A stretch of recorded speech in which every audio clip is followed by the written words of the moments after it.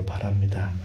오늘부터 우리가 말라기서의 말씀을 한 장씩 읽어가게 됩니다. 구약 성경 가장 마지막에 기록된 성경이라 우리가 잘 알고 있는 부분이죠. 이 말라기서의 내용은 하나님과 자기 백성 사이에 여러 가지 논쟁적인 이야기들이 기록이 되고 있습니다. 이것을 자세하게 보면 약 6가지 정도의 논쟁이 기록이 되고 있는데요. 이렇게 논쟁을 한다 이 말은 하나님과 그 백성 사이가 인격적인 그런 좋은 관계가 맺어져 있지 않다는 것을 분명하게 보여줍니다. 문제는 하나님 편의 문제가 아니라 사실상은 그 문제는 항상 어디서부터 시작이 되느냐. 하나님 백성들의 편에서 항상 문제가 시작이 되는 것입니다. 여러 가지 오해 그리고 잘못된 이해들이 계속 있게 되면서 당시에 이 하나님의 백성들이 자신들이 누구인가를 다 잊어버리고 그러나 하나님과의 관계는 끊을 수 없기 때문에 가장 최소한의 형식만을 갖추고 있는 정도로 그들의 영적인 신앙이 무척이나 해이해져 있다라는 것을 보여주게 됩니다. 이 말라기 이 선지자가 활동했던 그 시기가 언제일까 추정해 보면요. 주전 460년경 정도로 추정을 합니다. 이게 잘 감이 안 잡힐 거예요. 어떤 상황이었냐면 이스라엘 백성들이 바벨론 포로 생활을 마치고 돌아와서 그들이 가장 먼저 했었던 일들이 뭐였냐면 성전을 다시 재건하는 일이었죠. 그런데 이 재건하는 일들이 처음에는 기대와 꿈을 가지고 이 일들을 시작을 했는데 당시에 많은 대적자들에 의해서 이 일이 방해를 받게 되면서 한 15년 가까운 시간 동안 성전 재건이 중단돼 버린 상태가 되어버렸어요. 그러자 하나님께서 그들 가운데 선지자를 일으키십니다. 우리가 잘 아는 에스라 선지자를 일으키고 또 스가랴 선지자를 일으켜서 그들로 하여금 이 성전 재건을 다시 시작할 것을 촉구하게 돼요.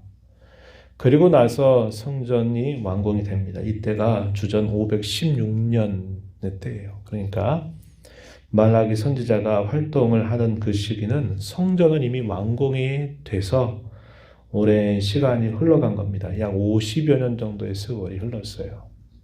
근데 뭐가 그들에게 아직 남아있냐면 성전 완공 이후에 예루살렘의 성벽이 무너져 내린 것을 다시 재건하지 못하고 있는 상황이었습니다. 이때가 약 444년경에 예루살렘 성벽이 재건이 되는데요.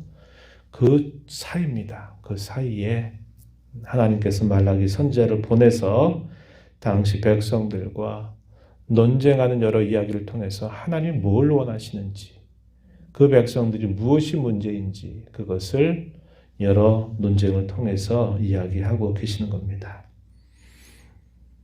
포로에서부터 귀환한 이스라엘 백성들이 성전을 완공하고 난 다음에 그들은 기대했을 거예요. 스룹바벨 성전을 완공하고 나서 이제 뭔가 큰일이 일어나겠지, 뭔가 좋은 일이 일어나겠지라는 생각을 했었을 것입니다. 그런데 시간이 흘러도 자신들이 기대하는 일들이 이렇게 이루어지지 않는 걸 보면서 실망감이 그들에게 커졌습니다.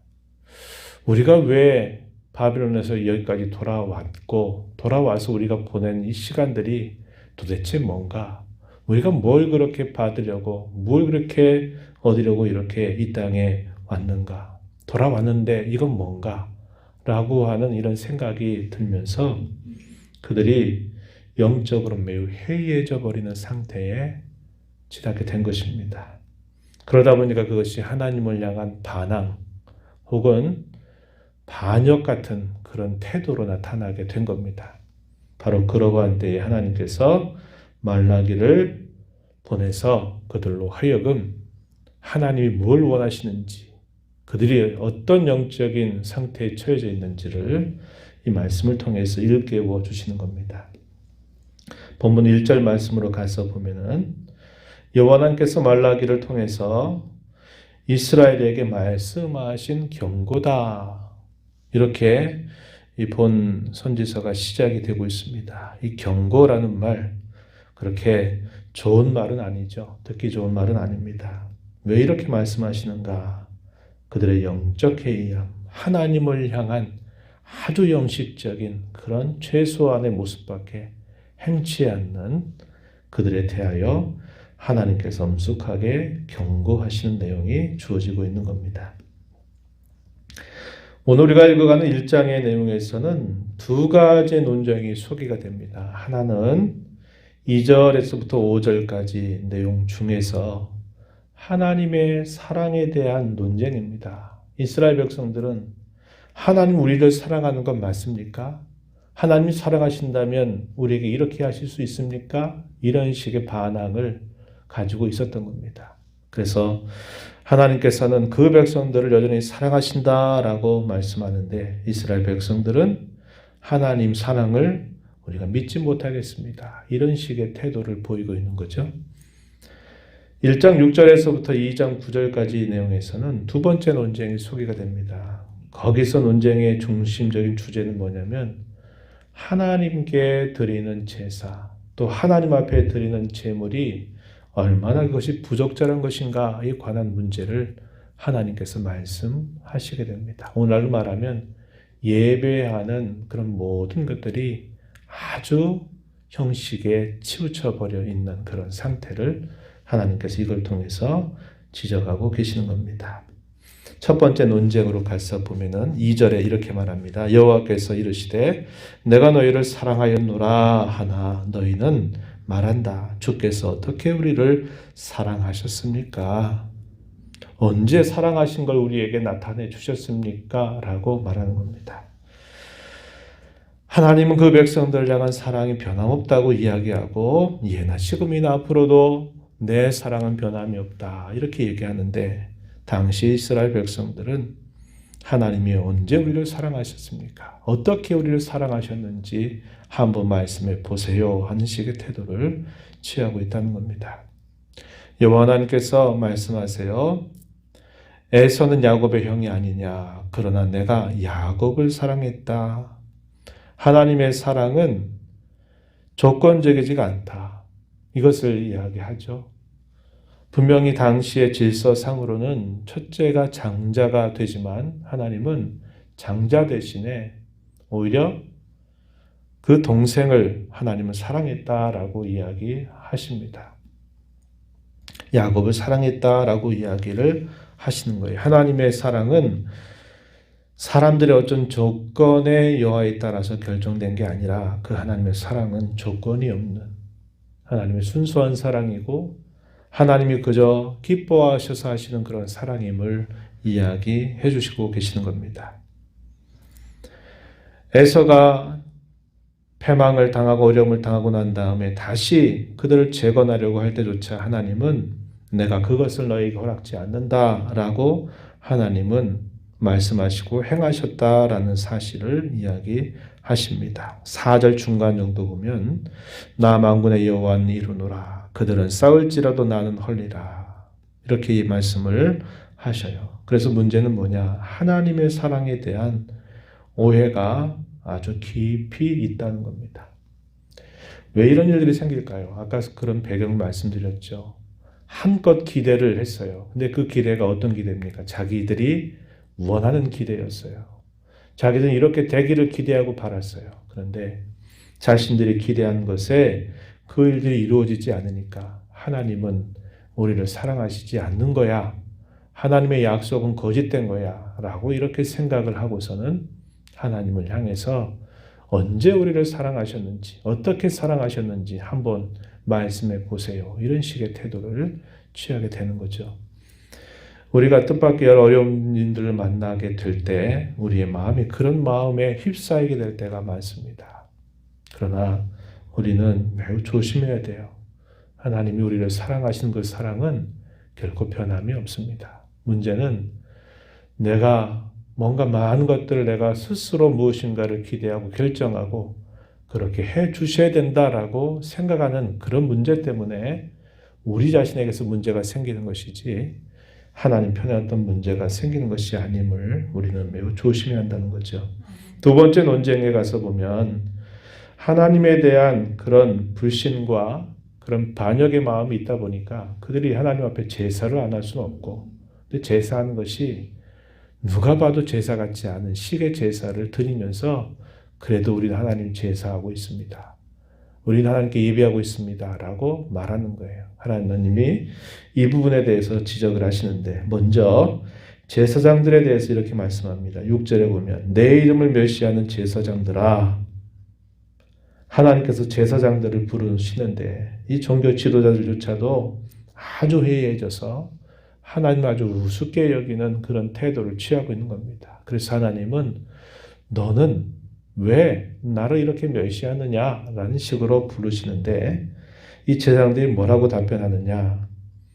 우리가 어떻게 주의 이름을 멸시했습니까? 우리 그래도 제사하지 않았습니까? 쉬지 않지 않았습니까? 항상 하지 않았습니까? 하는 식의 그런 답변을 하는 겁니다. 하나님께서 그것에 대해서 좀 더 구체적으로 말씀하시는데 7절에 보면 너희가 더러운 떡, 더러운 제물을 나에게 드리고도 우리가 어떻게 주를 더럽게 하였나이까? 라고 너희가 말하고 있다. 이렇게 하나님이 지적을 하십니다. 사람 중에 세워진 지도자 총독조차도 한번 너희가 총독에게 그렇게 한 식으로 나에게 드린 식으로 한번 해봐라. 총독조차도 기뻐하지 않을, 온전치도 못하고 흠 있는 재물을 속여서 나에게 제사를 드리면서도 너희가 나를 멸시하지 않는다고 그렇게 말할 수 있느냐? 이렇게 하나님께서 말씀하셔요. 8절에 가서 보면은 만군의 여호와가 이르노라 너희가 눈본 희생제물을 바치는 것이 어찌 약하지 아니하며 저는 것 병든 것을 드리는 것이 어찌 약하지 아니하냐. 이제 이것을 너희 총독에게 드려보라. 그가 너를 기뻐하겠으며 너를 받아 주겠느냐? 라고 이렇게 하나님께서 반문하고 계십니다. 이것은 결국 하나님의 이름을 더럽히는 행위라고 하나님께서 말씀을 하셔요. 12절 가서 보면은 그렇게 말합니다. 끝부분에 내 이름을 더럽히는도다. 이렇게 하나님은 말씀을 하십니다. 또 13절에 보면 하나님 앞에 제사하는 것, 희생 제물을 드리는 것조차 이것도 번거로운 것으로 여겨서 코웃음을 치는 모습을 취하고 있다고 지적하십니다. 13절에 너희가 또 말하기를 이 일이 얼마나 번거로운고 하며 코웃음 치고 훔친 물건과 저는 것 병든 것을 가져왔느니라. 너희가 이것이 봉헌물을 가져오니 내가 그것을 너희 손에서 받겠는지 한번 대답해 봐라. 이렇게 하나님께서 말씀하십니다. 그래서 하나님이 그들에게 뭐라고 말씀하시냐면 9절에 보면 너희가 내게 은혜를 구하고 나를 향해서 기도한다 할지라도 내가 너희의 기도를 듣지 않겠다라고 이렇게 말씀을 하십니다. 예배도 드리고 기도 생활도 합니다. 그런데 거기에 가장 중요한 것이 빠졌어요. 그게 뭐냐면 하나님을 향한 사랑, 하나님을 향한 공경, 이게 빠져버린다면 아무리 제사를 드리고 또 아무리 하나님 앞에 기도를 드린다 하더라도 그 제사나 기도는 하나님이 용납하시지 않는다는 겁니다. 하나님께서 뭐라고 말씀하시느냐? 10절에 보면요. 너희가 내 제단 위에 불사르지 못하게 하기 위해서 너희 중에 성전문을 닫을 자가 있었으면 좋겠다. 수르바벨 성전이 완공이 돼서 거기서 제사를 드리는데 하나님이 오죽하시면 차라리 성전문을 닫아버리면 좋겠다. 이렇게까지 말씀하고 계시는 정도라는 겁니다. 그러나 하나님은 이방 사람들 가운데서 나를 경외하는 자들이 분명히 있게 될 것이다. 나는 큰 임금이다. 이방 민족 중에서 두려워하는 것이 나는 된다. 너희가 나를 이렇게 멸시하고 너희가 나를 이렇게 무시해서는 안 된다. 이런 말씀을 분명히 이야기하십니다.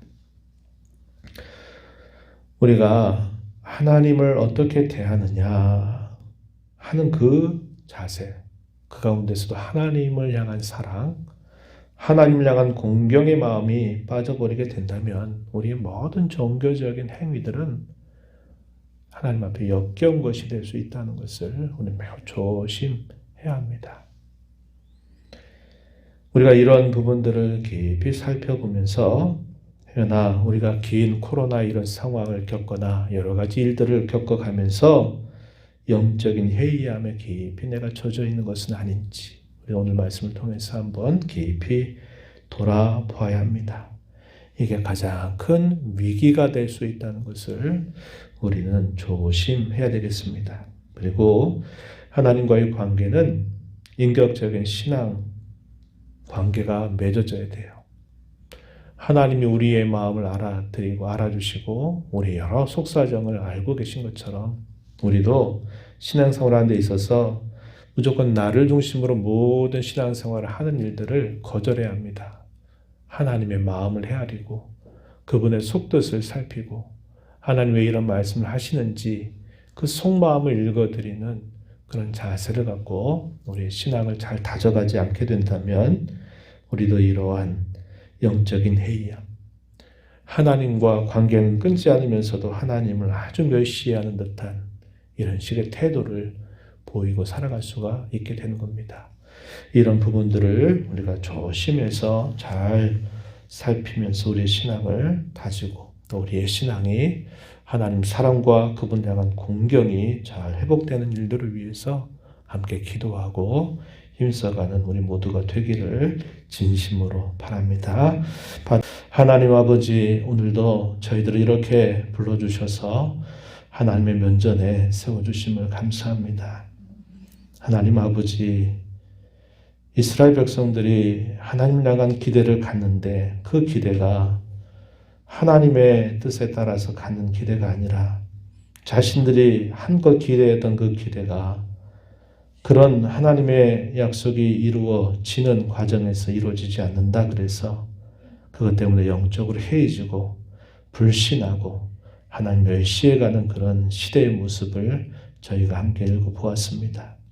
하나님의 사랑은 변함이 없고 하나님은 여전히 사람의 중심을 보시면서 하나님을 사랑하는 마음이 있는지 하나님을 참으로 공경하는 마음이 있는지를 언제나 살펴보심을 저희들에게 일깨워 주십니다.